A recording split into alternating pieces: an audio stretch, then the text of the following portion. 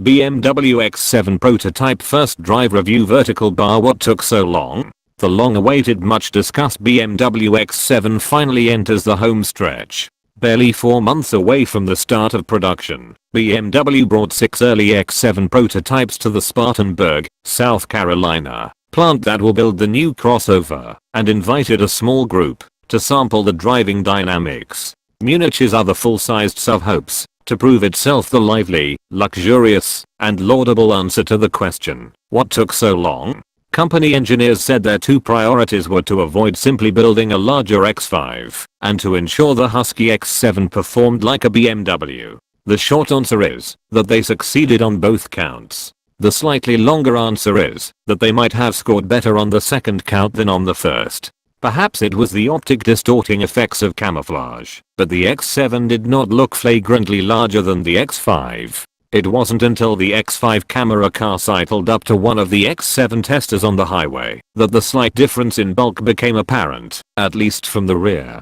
BMW didn't want to get into specific dimensions. All an engineer would tell us is that the X5 is less than 5 meters, 4.91 to be exact, or roughly 16 feet, whereas the X7 stretches beyond 5 meters. Not only does the X7 sit on a longer wheelbase than the X5, the X7's body's been skewed rearward. Comparing the X7 to the current X5, the rear overhangs are proportionally similar, but there's barely any sheet metal ahead of the X7's front wheels. Every X7 comes with a third row, so the sliding adjustment carves out as much practical room possible for those 2 extra chairs. The cabin's more spacious than the X5 in every dimension, especially fore and aft, but doesn't deliver 7 series roominess in the second row. I'm a long-legged 5 feet 11 inches and had plenty of knee room, but I apparently wore the wrong shoes to the ball. The toes of my cowboy boots wouldn't fit under the front row BMW comfort seats.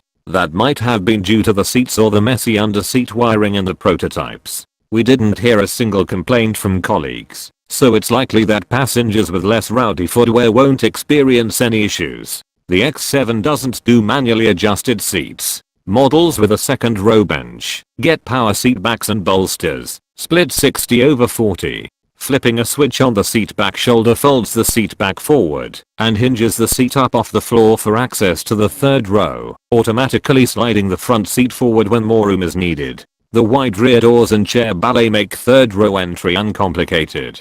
An easier way to the nosebleed seats is to order second row captain's chairs, making the X7 a 6-seater. Offspring can step between the captain's chairs to get to the back, and if the chair armrests intrude, they can be removed and stored in an accessory cargo space under the rear load floor. The captain's chairs can also tilt forward for third row access when the old-fashioned way is necessary. They are good-looking seats that offer more power adjustment and comfort than the bench, but we wished they were wider and had more bolstering. The X7 project manager told us both modifications are on the way for a future prototype. The third row provided perfectly serviceable contingency seating for an adults-only posse. A day out for polo and dinner won't cause arguments over which pair gets sent to the back of the X7 class. We had an inch or so of extra headroom, and the bench and second row captain's chairs were unexpectedly more accommodating to boots. Behind the third row, the cargo area can swallow a few carry-on suitcases and soft-sided bags.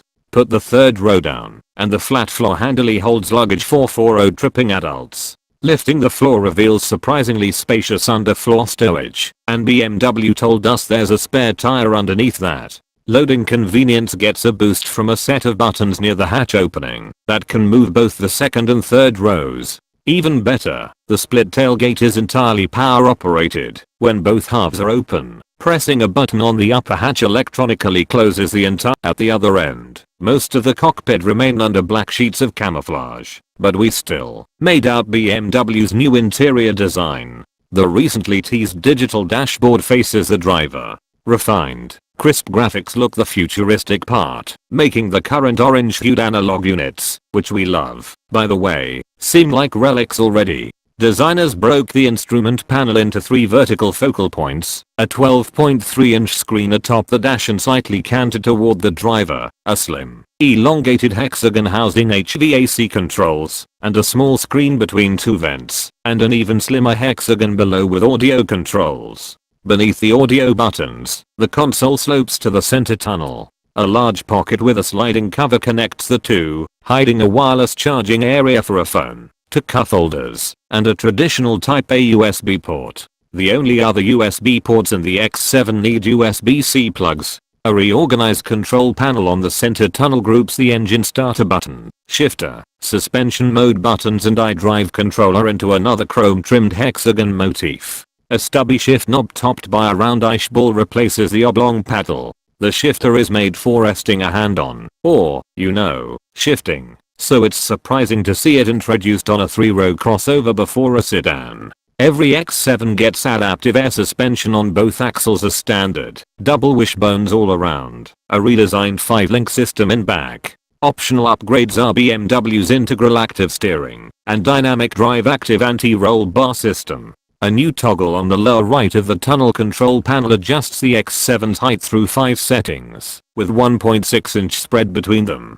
Comfort is the default, at level 0. Levels +1 and +2 raise the X7's height 1.6 and 3.1 inches respectively, for ground clearance. Engineers haven't finalized the X7's underbody, so they couldn't provide a ground clearance number. We'd expect it to be right around the 8.2 inches afforded by the X5, and with 3.15 extra inches at level +2 height, the X7 would boast clearance numbers close to those of main rival, the Range Rover. Level -1 drops the X7 down 1.6 inches automatically when the driver chooses sport mode or achieves a certain highway speed. Level -2 lowers the X7 3.1 inches for loading. The X7 can't be driven at the loading height.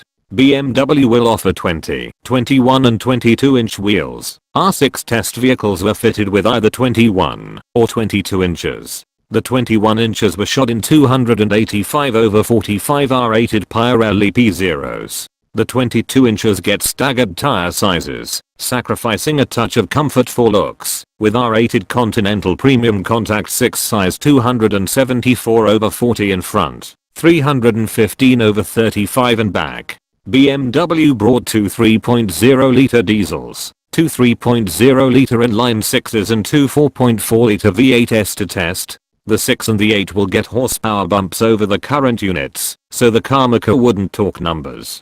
Drove the diesel first, a Korean market oddball, in that it was fitted with the base suspension, no rear steering nor active roll bars, and the largest wheels. The diesel was the weakest of the 3 variants we drove, with excessive wind noise, rumbling tires and a coarse ride. An engineer told us that some of the prototypes had been hand-built in Germany, the rest were the very first off the Spartanburg line. That put each prototype at a different point on the spectrum of fit and finish. Another engineer told us the next suspension update was ready to be loaded into the vehicles, but couldn't be installed until the other control modules were ready for their updates as well. Hence, we weren't sure how much of the compromised ride and NVH to put down to the inherent nature of any prototype vehicle, the state of the suspension tune, or the big wheels. Oh, but don't expect the diesel to come to the US anyway. The good news is that the diesel exhibited BMW appropriate driving responses. Throttle inputs are quick and linear in response. The steering loads up quickly after a small but noticeable lazy spot on center. There isn't a great deal of feeling through the wheel, but it's a cinch to point the X7's nose where you want it. The body holds steady when pushed through turns even without the additional suspension goodies. The brakes, 4-piston in front, single floating piston in back, delivered on all the irrational deceleration demands of a high-speed, heavyweight, 7-car platoon snaking through southern back roads. The optional M Sport steering wheel sported paddle shifters, but the updated 8-speed transmission downshifts quickly even in comfort. Our German tour guide in the X6 lead vehicle practically challenged his X7 ducklings to keep up, and we did. On top of that, we might have had a more relaxed time of it in the comfort-focused X7 than in the growly X6M. Drove the V8 next. It rode on 21-inch wheels, and had rear steering, and active anti-roll bars. It felt like a proper BMW from the start.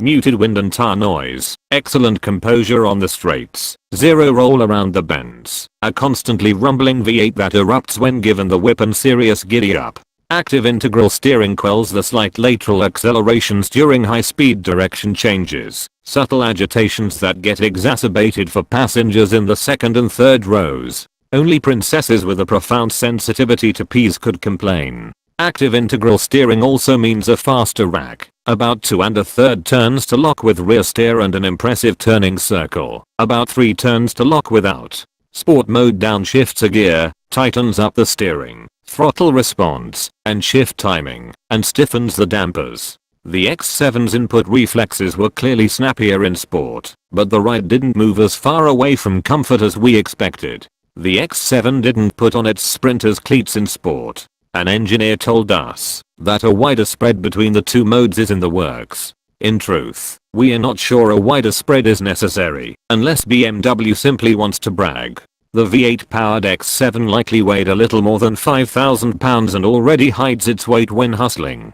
Furthermore, the dynamic bounds are so broad in comfort that most drivers will never touch them. The X7 goes where no production four-wheeled BMW has gone before off-road. An optional off-road package adds a second toggle on the center tunnel that controls 4 terrain drive modes: X-Sand, X-Rocks, X-Gravel, and Snow. The X7 then gets beefed up with an aluminum, rather than plastic skid plate, a wider side sill that acts as a step, and a fully variable, electronic limited slip differential on the rear axle, until now the exclusive purview of them cars. Inside, the package adds an infotainment screen of off-road gauges displaying compass direction, incline percent and angle and roll angle. We did a loop at the Gulch's off-road vehicle park, traversing obstacles and ruts threatening enough that we were told the current X5 doesn't have enough ground clearance to clear them. Knowing that 98% of US X7 drivers will never put their Chargers through such dirt and danger, and 1% of those who do are merely lost, we asked what the point was. An engineer told us the feature was for owners who want to take their X7s to their hunting cabins. We are happy to inform all 8 of those owners that they'll have no problem reaching their lodges. More relevant, we think, the off-road package keeps the X7AU current with the luxury competition. Now that a plush SUV can't make rank if it can't handle having 2 wheels off the ground simultaneously. Further testament to carry all possibilities are the factory installed tow hitch and 7,700 pound tow rating. Naturally, BMW wouldn't go into specifics about pricing, yet we did learn enough to know that a number in the mid to high $ 80,000s for the inline 6 is a safe bet, and BMW might sneak the V8 in under the $100,000 mark for launch. The V8 X5's Drive 50i is only $150 more expensive than the 5 Series M550i's Drive. The X7, even unfinished, does its job well. BMW succeeded in making the BMW of full-sized SUVs a true BMW and a distinctly different proposition than the primary competitors. The X7 is much sportier and more German than the Range Rover, and nicer in every way than the Cadillac Escalade. It's useless to compare the brand new X7 to the ancient and soon to be replaced Mercedes-Benz GLS, but Mercedes' hallmark comfort forward brand ethos will put ample space between the coming GLS and the X7.